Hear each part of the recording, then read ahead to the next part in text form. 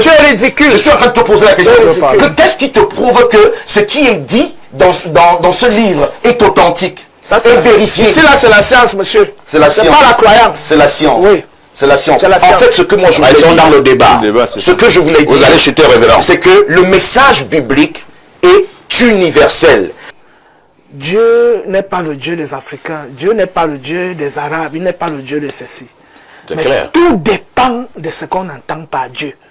Et de la manière dont le nom même qu'on prononce, si c'est Allah, ou c'est Elle, ou c'est Yahweh, qu'est-ce que ça signifie? Le problème n'est pas simplement de dire Dieu comme ça en l'air pour dire que quand je vais dire Kalara, ça veut dire Dieu. Quand je vais dire Namo, ça veut dire Dieu. Quand je vais dire Itoy, ça veut dire Dieu. Itoy, c'est la chaise. Kalara, c'est le livre. Donc, que signifie Yahweh? Que signifie Elle? Que signifie Allah? C'est là le problème. Le problème, ce n'est pas de dire simplement que c'est Dieu. Il faut entrer dans l'étymologie pour comprendre ce que ce mot-là signifie. Ça, c'est la deuxième des choses. La troisième des choses, j'aimerais que tu présentes cette image au grand public. Ça, c'est l'arrivée des Hébreux, des ancêtres, des Aramous, qu'on appelle les Araméens, accompagnés des Hyksos. Quand vous lisez la Bible, vous voyez les tenues, la tenue qu'on avait cousue à Joseph ressemble à la tenue des gens. Tu peux regarder l'image et pointer du doigt. Nous avons Pharaon, les Noirs avec le pagne, et nous avons donc les Hébreux, voilà. Les Noirs se distinguent des Hébreux. Voilà les Hébreux, les ancêtres des Hébreux qui arrivent en Égypte. Et quand vous lisez la Bible, vous voyez exactement la même tenue qu'on a cousue à Joseph. On nous dit qu'ils étaient noirs. Les voilà là-bas. Ça, c'est sur la fresque du vizir Numhotep. Il a vécu autour de 1900 avant l'ère actuelle. C'est-à-dire environ 2000 ans avant l'ère actuelle. C'est dans sa tombe qu'on a gravé l'arrivée des Sémites. Il dit que les Hébreux, les Juifs, sont les descendants de Cam. Ils sont descendants de Sem. C'est ce que dit la Bible. Pas de Cam. Voilà donc leur arrivée en Égypte. Elle est datée. Et c'est gravé sur la pierre. Ce n'est pas moi qui parle. Ça date de 1900, ces images-ci, avant l'ère actuelle. Ça, c'est la troisième des choses. La quatrième des choses, maintenant, que je vais dire, c'est que quand ces gens arrivent en Égypte, comme vous les voyez arriver là, ils arrivent, ils trouvent un panthéon en Égypte. C'est quoi le panthéon? Le panthéon, c'est ce que les Grecs, c'est un mot grec qui signifie l'assemblée de dieux. C'est-à-dire l'ensemble des divinités qui sont adorées dans ce lieu-là. Dans ce panthéon, ces divinités ne symbolisent pas le monothéisme. Ça symbolise les diverses émanations et les divers principes et lois qui gouvernent l'univers à partir d'une seule unité. C'est ce que ça veut dire. On appelle ça l'énothéisme. L'un et le multiple, pour mieux comprendre la spiritualité africaine. Quand ils arrivent, ils trouvent un panthéon où il y a donc les divinités Osiris, Horus et autres. Ils trouvent des divinités qui ressemblent à elle et à Yahweh. C'est qui? C'est Seth et Apophis. Donc, la première étape, c'est de dire ceci. Les Sémites, quand ils arrivent chez nous, ils ont une divinité qu'on appelle Elle. C'est de ces Elle que sont Elohim, Allah, Al-Ilah et tout ça. Tout ce que tu entends, Eloah et tout ça, ça vient de Elle. Voilà. Ils ont donc Elle, qui est le Dieu de la guerre, des tempêtes, du désastre, de la conquête, c'est-à-dire l'impérialisme, le Dieu du chaos et de la confusion. Exactement, ils trouvent ces attributs en la divinité qu'on appelle Seth. Donc, ils s'attribuent donc Seth, c'est le même Seth que vous voyez dans la Bible. Je vais lire la partie de la Bible là, pour comprendre que quand je parle avec les preuves à l'appui. Genèse chapitre 5. Verset 1. Voici le livre de la descendance d'Adam. Le jour où Dieu créa Adam, il le fit à la ressemblance de Dieu. Homme et femme, il les créa. Il les bénit et leur donna le nom d'homme. Le jour où il fut créé. Quand Adam eut 130 ans, il engendra un fils à sa ressemblance, comme son image, et il lui donna le nom de Seth. Quand tu vois Seth là, c'est écrit exactement de la même manière que le Dieu égyptien. S-E-T-H. Je ne parle pas des choses que j'invente. Et pour démontrer ça, que c'est la divinité qu'ils ont choisie, voici la querelle d'Apophis et Sekenereta, qui se querellaient contre un envahisseur Hyksos, c'est-à-dire les ancêtres des Hébreux que tu viens de montrer là. Ils ont envahi l'Égypte. Il est écrit ici, ainsi le roi Apophis adopta Seth comme son propre Dieu et refusa de servir toute autre divinité qui se trouvait sur tout le territoire à l'exception de Seth. Il lui construisit un temple de meilleure qualité pour l'éternité proche de la maison du roi. un sacrifice à sec, tandis que les officiants, ils offraient quotidiennement un sacrifice à sec, tandis que les officiants du palais portaient des guirlandes, exactement comme cela est pratiqué dans le temple de Ré-Orakti. En ce moment, pour le roi Apophis, il avait envie d'envoyer un message flamboyant au roi du Sud, Sekereta, qui est donc le roi autochtone, le noir d'Égypte. Et le roi Apophis leur répondit en disant, je dois envoyer un message au roi de la cité du Sud, c'est-à-dire la Haute-Égypte. Je recommande que nous évaluons le pouvoir du Dieu qui le protège. Il ne compte sur aucune autre divinité, sur toute l'étendue du territoire de l'Égypte, à l'exception d'Amon-Ra, roi des dieux. Donc le roi Ixos, c'est-à-dire le roi de ces étrangers, reconnaît que le vrai Dieu, c'est celui qu'adore Pharaon, l'autochtone. Et que lui, il a pris la divinité qui ressemble à leur Dieu du vent, des tempêtes et des désastres. C'est cette divinité qui est devenue le Dieu de la Bible. Elle. D'où le nom Elohim. D'où le nom Al-Ilah. Donc, vous comprenez avec moi ici que, oui, ils ont assimilé la divinité à une divinité du panthéon égyptien, c'est-à-dire Seth. Donc, Apophis, on a eu des rois Ixos qui s'appelaient Sétan. Oui, on a eu des rois Ixos qui s'appelaient Sétan, c'est-à-dire Seth, qui s'appelait Apopi, qui s'appelait Jacob Baal, Kian, Kamoudi, après Anak. Vous voyez le nom des rois Ixos qui ont régné entre 1680 avant l'ère actuelle jusqu'à 1580 lorsqu'ils ont été expulsés, et pendant leur expulsion, qui a été faite manu militari. Parce qu'ils nous disent que Yahweh a sauvé, Yahweh a vaincu Pharaon, et que Pharaon est mort noyé. Voilà les Ixos qui sont en train d'être expulsés d'Égypte. Manu militari. Et il y a une stèle qu'on appelle la stèle de Yamesu, fils d'Abana, qui nous narre comment on les a expulsés jusqu'à Canaan. Il n'y a pas eu de noyade à la même mort. Voici la stèle d'Amès, fils d'Abana ici. Le général qui a œuvré dans l'expulsion des Ixos. Voilà la stèle ici, de ce côté-ci. Le général qui était le bras droit du pharaon, Amès, qui a expulsé les Ixos, c'est-à-dire les Hébreux.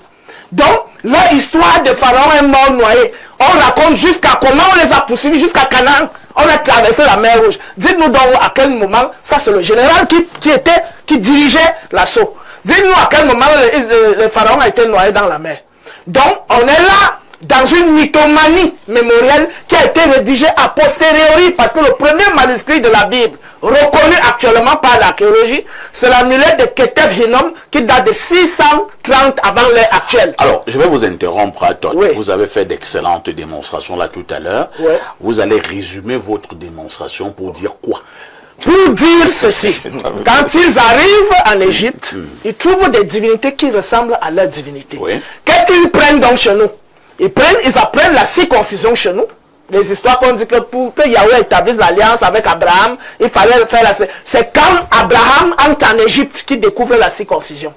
Ils ont pris chez nous le baptême. Les Hébreux ne connaissaient pas le baptême. Ils ont pris chez nous l'Eucharistie, c'est-à-dire le pain et le vin, la cola et le vin de palme.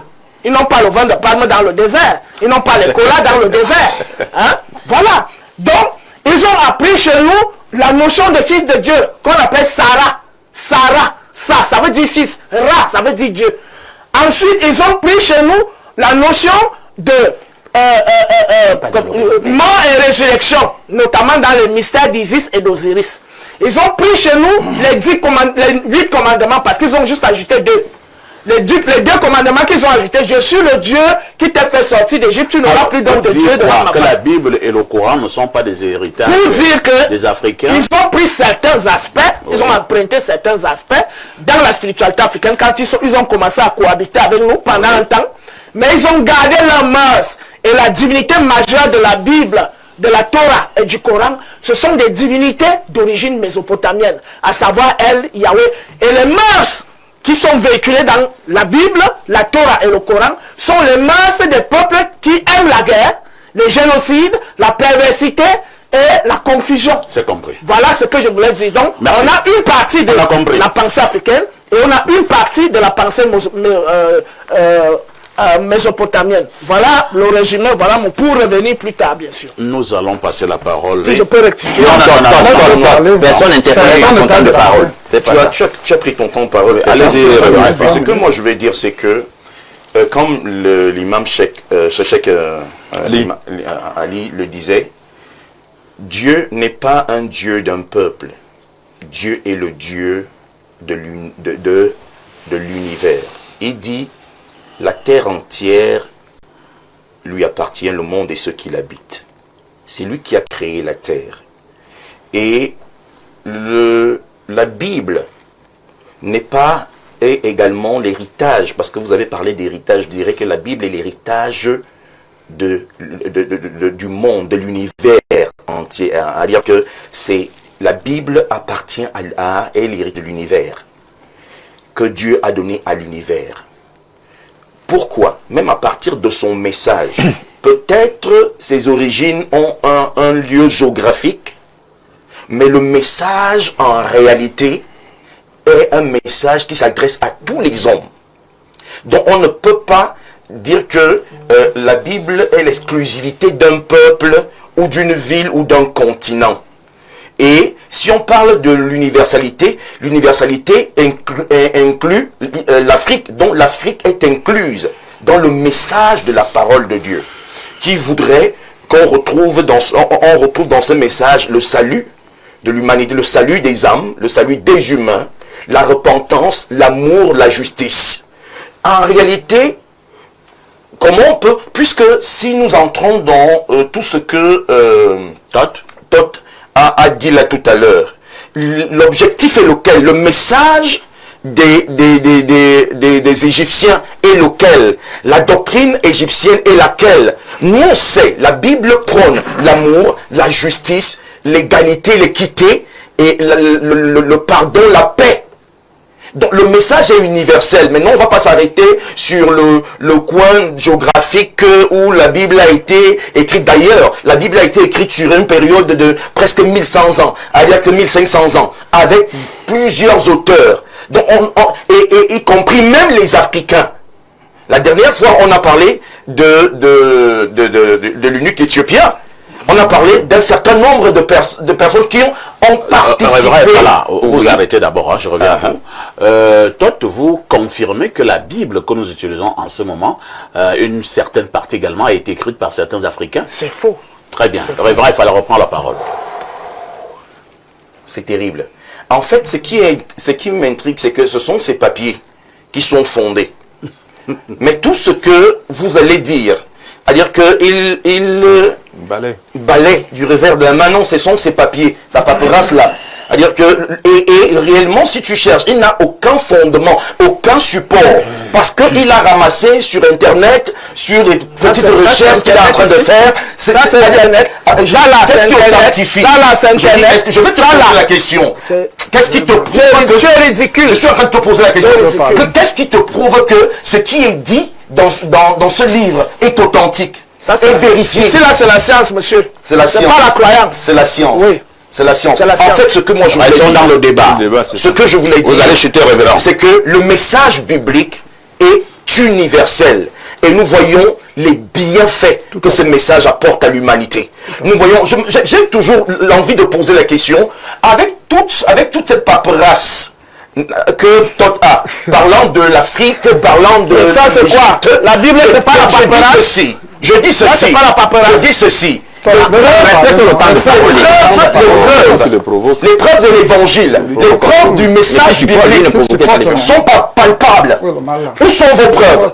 Et je dis, si votre Dieu, le Dieu africain, puisque tu veux, effectivement, dire que les Africains avaient leur Dieu, leur connaissance, d'accord. Ça veut dire que le vrai Dieu a été surplanté. Le vrai Dieu a été... Parce que si la Bible, le message de la Bible est arrivé et a apporté effectivement la vie, même dans nos communautés. J'aime souvent dire que vous arrivez dans nos villages, c'est lugubre, là où on a refusé l'évangile, là où on a refusé le message biblique. Mais dès que le message biblique arrive, c'est la lumière, c'est la vie, c'est l'évolution, c'est la prospérité. La dernière fois, on parlait il y avait un message, il y avait un thème ici, et on a abordé sur un thème. Et je voyais des gens exalter la prospérité, disant, il y avait un message ici, il y avait un thème ici, on a développé, et j'étais intrigué.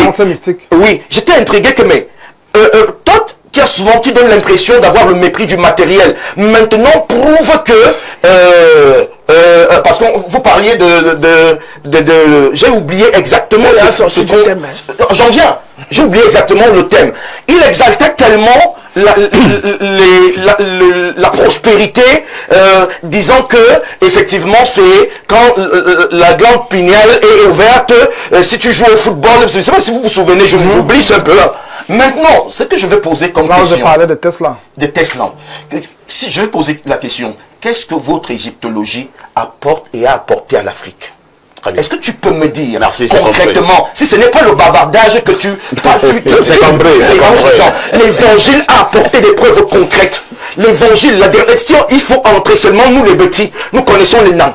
Pourquoi un nanga fuit? Parce qu'en fait, les Africains prenaient les albinos pour faire des rituels, on mangeait. C'est pour ça que notre ancêtre fuit. C'est l'évangile. C'est la parole de Dieu qui a effectivement banni toutes ces choses. C'est compris, on a compris, Docteur Noir. Égyptologie qui reste dans les papiers. Non, alors, on a compris, ce n'est pas un problème d'homme. Hein. Oui. Je voudrais que ce soit un combat d'idées, un combat d'arguments, et donc l'argument de la force. Voilà. On ne peut pas... non, je ne peux même pas poser. Je comprends que vous êtes gonflé à bloc. C'est fort, parce que là, je sais même que tu ne vas même pas tenir compte de ma question, mais je te pose quand même. Voilà. Alors, est-ce que la spiritualité africaine peut quand même croiser ce que j'appellerais ici des similitudes dans la Bible et le Coran?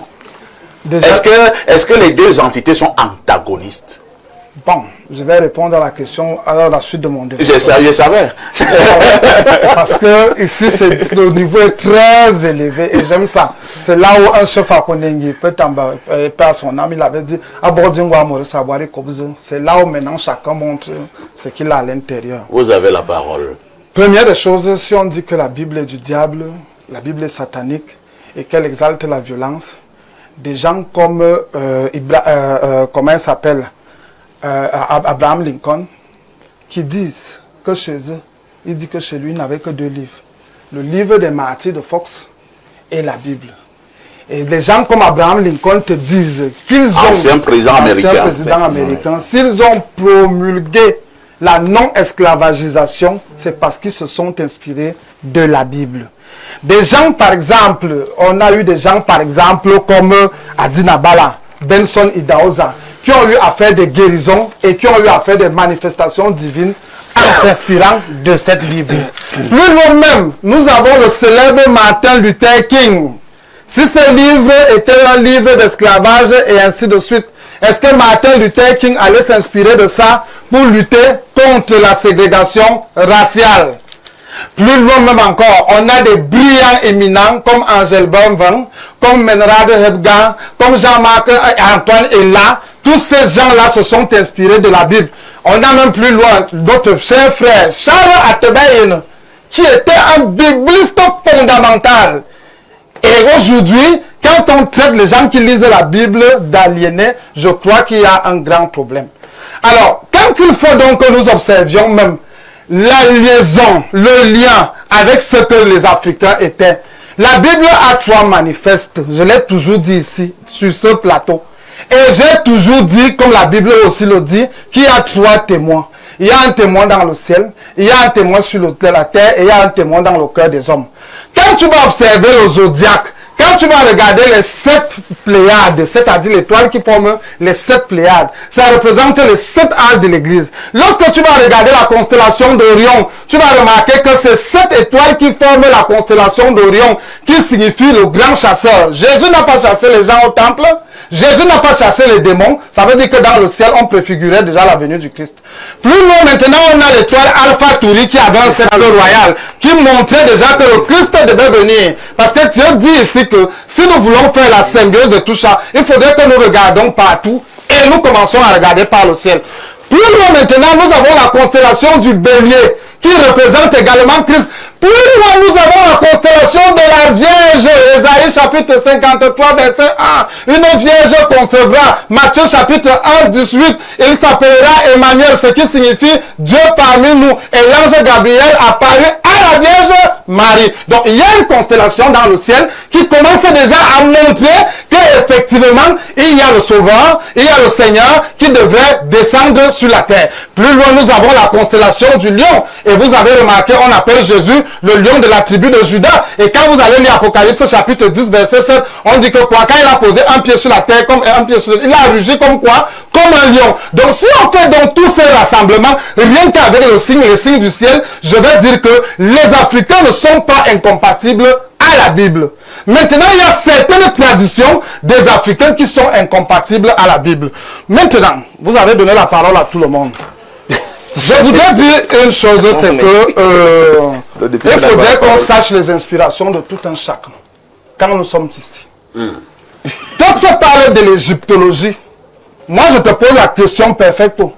Tu trouves normal là que tu décèdes, tu laisses le testament à tes enfants, et plus tard c'est un turc qui vient décrypter ça? Jamais. Tu trouves normal que toi là tu décèdes, c'est un Allemand qui vient décrypter ça? Non. Qui a décrypté les hiéroglyphes? Commençons par là. La personne qui a déchiffré les hiéroglyphes, c'était en français. C'était Champollion. Et avant Champollion, il y a eu Djobetti. Peut-être il va aller vers l'Égypte, il va citer tel et tel. Je vais m'aller plus loin là-bas. Il est chrétien, celui qui va citer là tout à l'heure. Maintenant, est-ce que tu trouves normal que c'est un étranger qui vient décrypter tes choses? Je vais vous dire, là où nous sommes là sur le plateau, que tout ça nous montre un Africain qui a déchiffré les hiéroglyphes avant Jean Champollion, avant Djobetti, avant Giovanni, qui nous le montre. Moi, je vais entrer terre à terre. Les inspirations de Tots viennent de ce médecin, montre ça. Hans-Mann, on va voir. Montre ça. Filme ça, rapproche l'image. C'est là que ces inspirations viennent. C'est ce monsieur qui a commencé à pratiquer ce qu'on appelle le rite de Memphis Misraïm avec John Yarker qui enseignait déjà l'égyptologie à 99 degrés. Et nous allons voir les dieux qui les inspirent. Parce que plus tard, plus loin là, nous avons là Baphomet. Vous allez voir que c'est un dieu syncrétiste. Parce que c'est Eliphas Lévi qui nous dit les inspirations de cela là où cela vient. Nous avons là la tête de vache qui représente la déesse Hathor. La déesse Hathor qui était vénérée à Nubastis en Égypte et qui représentait la musique. Vous allez voir que ce soit Rihanna, que ce soit ces musiciennes, les Beyoncé et ainsi de suite, elles adorent cette créature et elles disaient que c'est cette créature qui les inspire de la musique. Vous allez voir que de son côté, il y a un côté femelle. Vous allez voir que de l'autre côté, il y a un côté vache, un côté de bœuf qui représente cette déesse-là. Et puis nous avons deux serpents. Voilà. Vous avez deux serpents là, au milieu de serpents. C'est le serpent roi et le serpent Apophis. Est-ce que nous sommes d'accord? Et Eliphas Lévi nous dit que c'est un dieu syncrétisé qu'ils ont eu lieu en Égypte. Nous avons encore ce monsieur. Ça se ressemble. Voilà mon frère. Quand tu parles, personne ne Vas-y. Nous avons ce monsieur. Tu bavardes pour rien. Je vais venir déconstruire tout ce que tu as. Ok, il n'y a pas de problème. Dans le film. Nous avons là Alexandre Crowley, qui est l'auteur de la MMM, la Mysteria Mystica Maxima, et qui nous parle de translation et de transcendance qu'il a eu avec des dieux égyptiens. Il a enseigné sur le rite d'Anabas et il a enseigné sur le rite d'Atabas, c'est-à-dire le régule antimoine étoilé. Il parlait de la psychologie, c'est-à-dire l'air d'Osiris, vous allez souvent entendre ça dans le langage de Thoth, l'air d'Osiris, l'air d'Isis et l'air d'Horus. Il parlait de la conscience Isis, il parlait de la conscience Osiris et il parle de la conscience Horus. Il y a ce qu'on appelle le Chorzon, qui est lié, représente ce dieu. Le Chorzon, qui est lié à la divinité également Sekhmet. Vous voyez une main gauche et une main droite. C'est-à-dire, c'est l'hierogamie. C'est-à-dire, on peut faire le bien et on peut faire le mal. Parce que qui était la divinité Sekhmet? C'était une divinité que lorsque l'Égypte n'était pas en ordre cosmique, elle agissait sous la forme de la violence. Et lorsque l'Égypte revenait sous la forme de l'ordre, il agissait sous le dieu Bastet. Tourne maintenant la photo. On va voir. Nous allons maintenant lire les confessions parce qu'ils ont pris le temps. Est-ce que vous êtes d'accord? Nous allons lire les confessions. Mais toi, tu es en train de prendre du temps. Bien sûr, exactement comme nous. On va chuter. Il a parlé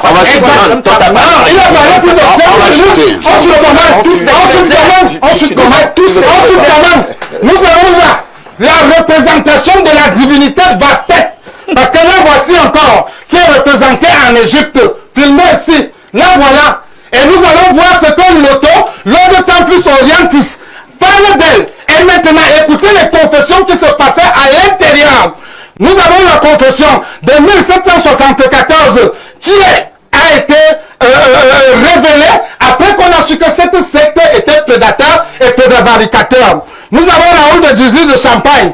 Il dit ceci: la tête que j'ai vue était une tête de chat que tenait le frère Hugues. À la présence de tout le monde, s'il te plaît, soulève. Il présentait la tête de chat, que tout le monde se prosternait à terre et enlève son capuche. Sa figure était terrible. À son aspect, elle a la figure d'un démon qui était une inspiration égyptienne, qu'on appelle également en français un mofet, et qui a la figure d'un chat. Chaque fois que je la regardais, une si grande terreur m'envahissait que je pouvais à peine la regarder, sinon avec une grande frayeur et un grand tremblement. On avait bien fait en régnant Jésus-Christ. On avait bien pire en régnant Jésus-Christ. On pouvait bien adorer la tête. On va jeter. Et je n'ai jamais adoré le cœur. Je m'arrête. Le témoignage de la chambre en octobre 1067. Attendez, docteur Noir, on va pas les... Je finis. Attendez. Une tête masculine. Vous pouvez résumer. Une tête masculine. Une tête de bouc. Une tête de vache. Une tête de chat. Inspirée de l'Égypte antique. C'est avec elle que nous avons syncrétisé le Dieu Baphomet, car on n'a pas voulu que cela ait la connaissance de tous. Mais ceux qui la lisaient dans un langage d'exposition, ils reconnaissaient aussi la division, la multiplicité des divinités égyptiennes et qui nous enseignaient des choses en horreur. Je m'inspire des livres et j'ai tous les témoins et les dates. J'ai la même question que j'ai posée à toi tout à l'heure. Hein. Lorsqu'on a suivi toutes ces démonstrations, vous résumez en quelques mots pour dire quoi? Je suis en train de dire que, en quelques mots, que la Bible va de corollaire avec l'univers, l'universalité et avec tout le monde. C'est pour cela que j'ai commencé à démontrer dans le ciel. Personne ne peut nier les mouvements célestes. Et même quand vous regardez le mouvement du soleil, le soleil se lève le matin, la première venue du Christ, ça va se coucher représentant l'assainissement. Le matin, ça va venir, ça va la résurrection. Alain Douk, trop de démonstrations, s'il vous plaît, trop de démonstrations sur cette table ce jour. J'espère que nous répondons clairement à la question qui a été posée. Et j'espère que vous n'allez pas aussi nous décevoir, hein, en allant également prendre, je ne sais pas... Est-ce que j'étais un jour déçu? Allons-y, Alain. Je vais. Est-ce qu'on peut faire silence? Stop, calmez-vous. Respectons le temps de parole des gens. Allez-y, Alain Douk. Voilà ce que je vais faire. Mais tu fais bien de te préoccuper du sujet soumis à l'ordre du jour. Mais je vais d'abord récuser quelques éléments de cette espèce de charge portée par Thoth contre la Bible. Déjà, je vais lui démontrer que intellectuellement, une monstration n'est pas forcément une démonstration. Tu prends une photo d'une fresque égyptienne avec quelqu'un qui a une tunique bigarrée. Tu te rappelles que dans la Bible, on dit que Joseph avait une tunique bigarrée, donc du coup c'était les Hébreux. Mais non, il y a, n'oubliez pas, Abraham. Abraham venait d'Ur de Chaldée. Donc même culturellement, son vestimentaire était un héritage de cet endroit-là. D'accord? Donc, il a migré avec cet héritage culturel et je suis sûr que les gens d'Ur de Chaldée n'avaient pas l'exclusivité de ce genre de profil. Donc, tu ne peux pas utiliser ça pour dire que comme on a vu quelqu'un qui se vêtait à cette époque de cette façon-là sur ta fresque, que forcément non, respecte le temps de parole du genre, que forcément c'était la famille de Jacob. Je récuse ça. Ce n'est pas intellectuel, ce n'est pas pertinent, ce n'est pas poignant. Maintenant, je reviens sur un autre élément de Thoth. Il a parce qu'on on est habitué à un Todd qui nous dit tout le temps que la Bible c'est la fiction, raconte des fictions, mais on a vu comment dans son propos il a validé des éléments de récit biblique. Donc, il y a quand même une catégorie de personnes que tu as identifiées comme les Hébreux qui étaient en Égypte. tu as vu ça, moi je t'ai suivi minutieusement. Ah bon, tu as validé ça. Bien, ça commence bien. Parfait, il y a un papyrus qui a été découvert. Il date de 3300 ans avant notre ère. Elle a été rédigée en Égypte. Les archéologues, les spécialistes de la discipline l'ont appelé le papyrus Anastasie A. Et justement, comme Thoth, le papyrus en question découvert en Égypte confirme toute l'histoire biblique relative à ce que nous avons consigné par Moïse dans le livre des Nombres. L'histoire des géants dans la zone du Sinaï là-bas, etc. Les géants, les fils d'Anak. Le papyrus égyptien en question confirme cela. Je reviens au sujet. La Bible et le Coran sont-ils des héritages de la spiritualité africaine? Il y a un label qui s'est déjà constitué et se prévaut de l'exclusivité d'une certaine spiritualité africaine. Pour qu'il n'y ait pas d'amalgame entre moi et eux. Parce que moi je connais juste la spiritualité. La spiritualité africaine, comme ils l'ont labellisée et ils disent qu'ils en réclament l'exclusivité, je vais donc, pour traiter le sujet parfait, m'intéresser justement simplement aux éléments d'africanité dans la Bible et aux éléments de négrité dans la Bible, pour que les Africains comprennent qu'ils sont fondamentalement liés à la Bible et qu'il y a en réalité une histoire qui est somme toute africaine dans l'histoire du salut avec le rapport de la Bible. Parfait.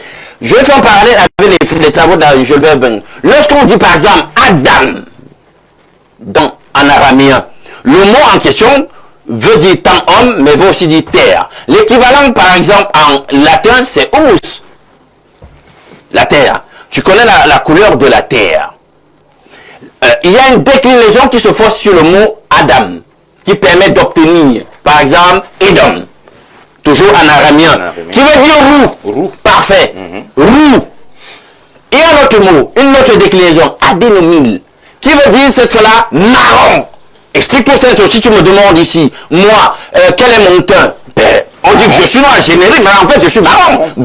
Il y a une fluctuation, il y a une variété des nuances de complexion dans le grand noir, dans la grande complexion noire. Et vous savez que même la science, quelqu'un ici aime peut invoquer la science, comme si dès qu'on parle de science, ils en ont l'exclusivité. Même la science, c'est-à-dire le courant dominant de la science, reconnaît que fondamentalement l'humanité est originellement nègre. On vous dit que le premier habitant de l'Europe était nègre. Le premier habitant de l'Angleterre, l'homme de Schneiderman, nègre. D'Italie, l'homme de Garibaldi, nègre. Donc tout le monde confesse que l'humanité initialement a été nègre. J'ai vu comme ça un artefact décelé là-bas en Irak. On l'a obtenu quand les Américains ont fait l'invasion dans les années 90 de l'Irak. Ben, ça remonte à l'époque de la Babylonie antique et on a vu le phénotype, c'était bien conservé, on a vu le phénotype noir des hommes de cette époque-là. J'en viens là pour dire que quoi? C'est une humanité nègre pour une histoire finalement qui est nègre originellement, parce que bibliquement et scientifiquement, il faut que les gens le comprennent. Ce que nous appelons là et que Todd fustige tout le temps, il dit la race blanche, bref, les occidentaux, etc. Il faut d'abord dire que scientifiquement, la race blanche naît de quoi? D'une altération génétique sur le matériel génétique en réalité de quoi? Du noir dit dravidique. Tu connais le noir dravidique, c'est le noir qui s'apparente au noir des Indiens, noir mais avec des cheveux lisses. Donc voilà comment l'albinisme, c'est un albinisme qui permet d'obtenir, c'est indiscutable, la race blanche. Donc, venir donc, quand la Bible parle de l'histoire du salut, ben c'est une histoire universelle, mais qui est ancrée sur des réalités nègres. Parce qu'à la base, l'humanité est nègre. Quand tu as donc déjà cette réalité, tu comprends pourquoi la totalité d'Israël antique et biblique était nègre. Depuis Moïse, vous ne pouvez pas m'expliquer comment Moïse a pu se cacher au milieu des Égyptiens. C'est-à-dire que quand la fille de Pharaon va prendre Moïse dans le Nil et arrive à le dissimuler au palais jusqu'à on l'élève comme un Égyptien. S'il y avait une différence de phénotype, non, la différence se verrait immédiatement. Non. Il faut qu'on soit clair. Il faut qu'on soit clair. C'est du bon sens. Bien, vous avez Joseph. Joseph, il a épousé Ashénat. Ashénat était une Égyptienne. Avec Ashénat, il a eu 8 enfants. Mais 2 sont prépondérants parce qu'ils ont été associés à l'histoire d'Israël. C'est Ephraim et Manassé. Vous voyez déjà comment la négrité est indissociable de l'histoire antique d'Israël. Et ce n'est pas tout. On vous dit c'est Exode, c'est écrit. Qu'au moment où ces descendants de Jacob là, qui avaient séjourné pendant près de 400 ans en Égypte, étaient en train de quitter le territoire pendant l'exode. Pour migrer où? Pour migrer vers Canaan qui était toujours une zone d'influence égyptienne et c'était des Noirs. C'est documenté, c'est archéologique, c'est historique, c'est documenté. Les documents. Oh là là. Les documents sont C'était une zone sous influence égyptienne et c'était des Noirs. On vous dit qu'au moment où ils quittent, c'est écrit dans Exode, il y a toute une multitude de personnes du continent qui vont avec eux. Donc c'était un peuple amalgamé. Donc vous ne pouvez pas aujourd'hui parler des réalités bibliques et dissocier ces réalités de l'Afrique. C'est être en demeure. C'est pas possible. C'est compris. Et on n'a pas le temps. J'allais vous montrer comment dans le lignage de Jésus, il y a énormément d'Africains. Bonjour. Sa grand-mère, c'était une Africaine. Bonjour le plateau. Je suis désolé de dire au regard de certains qui bavardent seulement que, bon, tu ne vas pas comme dire qui bavarde, hein. Ayez un peu de respect pour mes invités. La croyance n'a aucune valeur devant la science. Je trouve Toth très calme et cohérent. La Bible et le Coran sont des simples journaux où on a mis un peu de cohérence pour nous vendre le Dieu impérialiste. La Bible, le Coran, Mohamed et Jésus sont la plus grosse arnaque. Bonne émission, c'est Douglas de Douala qui envoie cette contribution. Autre message ce jour, nous prenons celui-ci. Bonjour parfait, le pape de la modération. La Bible et le Coran ne sauraient être un héritage de la spiritualité africaine au regard de la contingence historique. C'est par force et avec toute la violence barbare que ces religions ont été imposées aux Africains. L'héritage est ancestral, traditionnel, culturel. Dieu n'existe pas parfait, pas parfait. Dieu est.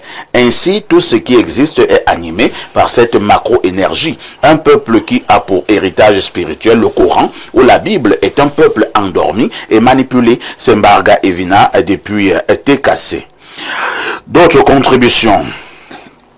Alors, que dit ce téléspectateur?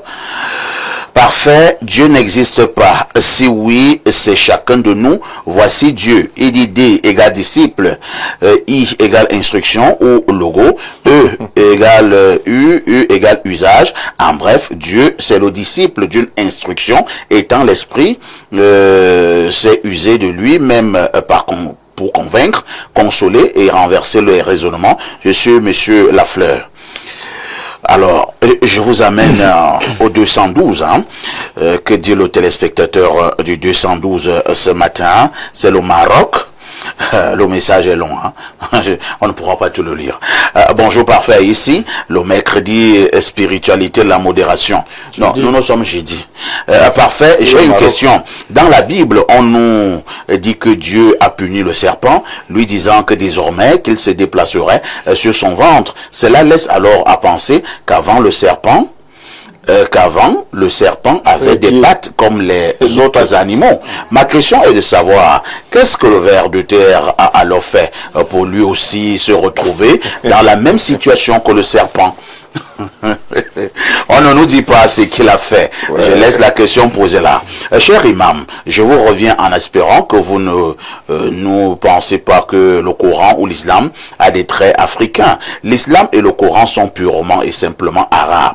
Négrophobie, partouze, musulman des femmes, esclavage, une religion où vous ne pouvez prier Dieu qu'en arabe. Quelle honte! Et surtout l'esprit djihadiste dont vous avez fait preuve jeudi dernier envers le pauvre Tot qui m'énerve souvent. Bref, tant de choses contraires à l'essence même africaine et bantou, prier en soi-disant Dieu qui ne parle que l'arabe, c'est vraiment mon comble. C'est vraiment le comble d'une forme de colonisation. Yako à tous les musulmans, vous n'êtes pas très différents des catholiques qui appellent en mortel le Saint-Père. Bon, je vais m'arrêter à ce niveau. Le message est tellement long. Je reviens à vous, d'abord à l'imam. Cher imam, certains, j'ai même vu quelques messages qui n'étaient pas très loin de la question que je vais vous poser. Certains pensent que la Bible, tout comme le Coran, sont des livres coloniaux pour justement démontrer que l'Africain ne se retrouve pas dans ses ouvrages. Monsieur Parfait, ici, si les Africains ne se retrouvent pas dans ces ouvrages, comment expliquer que de plus en plus les Africains ne font qu'embrasser l'islam? Comment expliquer ça? On trouve que c'est une duperie. Non, mais il faut lire. Parce que les gars sont sur la couverture, le Coran. Il n'a pas lu le Coran. Comme notre ami du Maroc là. Vous savez, la grenouille, quand elle est au fond du puits, la grenouille ou le crapaud, quand il voit une partie du ciel, il pense que c'est tout le ciel. Jusqu'à ce qu'il va sortir du puits, se rendre compte que le ciel est vaste. Donc c'est ce que notre ami du Maroc est en train de faire. C'est-à-dire qu'il est dans le puits, au fond du puits. Il ne voit qu'une partie de ce qu'il veut voir de l'islam. Donc nous disons que l'émission, par exemple, nous la faisons... J'ai maintenant d'être précis et concis. Oui, mais l'émission, nous la faisons en français. Pourquoi il ne dit pas que... Pourquoi est-ce qu'on fait l'émission en français? Le français, c'est pas notre langue. Voilà. Donc quand on prie en arabe, il dit pourquoi on prie en arabe? Pourquoi on fait l'émission en français? Parce que pourquoi il a été en français? Voilà. Chaque milieu a ses réalités, a ses conditions, a ses principes. On ne peut pas faire l'émission en anglais. Parce que le synopsis voudrait qu'on le fasse en français. Donc si on prie en arabe, ça ne veut pas dire qu'on ne comprend pas ce qu'on prie en nos propres langues. Donc il est un peu limité dans sa façon de... Maintenant il envoie un message en français. Qu'il envoie un message en sa propre langue. Très bien. Parce que le français n'est pas sa langue. Je vais chuter parfois en 30 secondes. Je tombe rapidement. Je voudrais que chacun ait également 30 secondes. Vous savez que ce thème, je pense qu'on peut le faire en deux émissions. On verra bien. Parce qu'il y a beaucoup de choses à dire par rapport à cela. Parce qu'en 30 secondes, on ne peut vraiment rien dire. Merci. On le garde donc pour la semaine prochaine. Oui, Tot, vous êtes quand même rassuré sur ce que les autres ont eu à dire. Ils font comprendre que vous ne dites rien. Les démonstrations ne sont pas les démonstrations. Montre l'image là. Voilà la déesse à tort là-bas. Par rapport à ce truc avec les cornes et le truc horrible là, comme zoom sur l'image de la déesse. La déesse à tort là. Oui, bien sûr. La déesse à tort, voici la déesse à tort. Une bâche. Non, tais-toi. Ok, on vérifie. On vérifie. Voilà la déesse. Voilà la déesse à tort. Voilà l'iconographie avec le disque solaire à l'intérieur. Là voilà. Donc l'image que nous avons montrée de la franc-maçonnerie, j'ai constaté. C'est l'image de la franc-maçonnerie. Bien sûr, j'ai constaté. Comment toi tu le sais? C'est 30 secondes sont finies. Faut que je te le dise. Le frère noir fréquente les loges de la Rose. Comme il est dans la littérature de la franc-maçonnerie. Comme il est, je sais de quoi il parle. Comme il est dans la. Vous l'avez vu dans un temps? Je sais de quoi. Puisque dans ces francs-maçons nous sommes. Voilà ses ouvrages. Voilà les livres qu'il lit. Je ne connais même pas la. Ici là, tu ne vois aucun livre de la franc-maçonnerie. Ça c'est la science ici. Moi je décrypte les hiéroglyphes. Et quand j'établis le rapport entre les textes sacrés de l'Égypte pharaonique et les langues et les rites traditionnels pratiqués en Afrique, ça n'a rien à voir avec la franc-maçonnerie, ça n'a rien à voir avec le dieu génocidaire. Ce n'est pas en français. Ce n'est pas en français. C'est la pierre de Rosette où il y avait le copte. Il y a les coptes en Égypte. Il y avait le copte, il y avait le grec. Il y a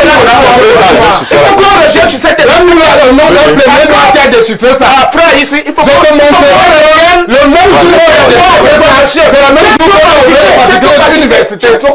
Laissez. Parce que nous allons revenir.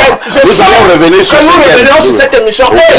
Comme tout le monde peut le constater, le plateau est déséquilibré. Quand nous apprenons 10 minutes de parole, et comme moi je parle, que même si c'est 10 minutes, tous là sont du même bord. Ça veut dire que je ne peux même pas me défendre. Je ne peux pas. Parce que chacun de votre parole. Oui, bon, j'en prends l'engagement de chercher également d'autres panélistes qui sont du même bord idéologique que vous.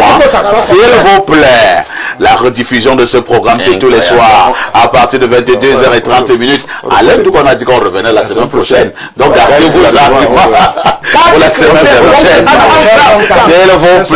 S'il vous plaît, avec tout ceci, que faites-vous encore ailleurs?